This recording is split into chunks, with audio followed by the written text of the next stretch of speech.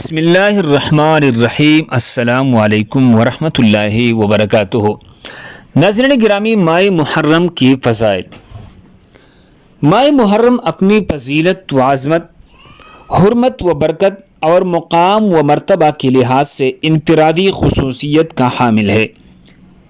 اسی وجہ سے شریعت محمدیہ کی ابتدائی دور میں اس کے اعزاز و اکرام میں قتال کو ممنوع قرار دیا گیا۔ اللہ جل شانہ سورہ بقرہ آیت نمبر 218 میں فرماتے ہیں، قُلْ قِتَالٌ فِيهِ کبیر، کہہ دیجئے پیغمبر اس میں قتال کرنا بہت بڑا گناہ ہے، اسے حرمت والے مہینوں میں سے بھی شمار کیا گیا ہے۔ سورہ توبہ آیت نمبر 32 میں اللہ فرماتے ہیں، اس کا ترجمہ یہ ہے، مہینوں کی گنتی اللہ تعالیٰ کی نزدیک 12 مہینے ہیں، ان میں 4 مہینے ادب کی ہے۔ حضرت ابو بکر رضی اللہ تعالیٰ عنہ سے روایت ہے، نبی کریم صلی اللہ علیہ وسلم نے ارشاد فرمایا،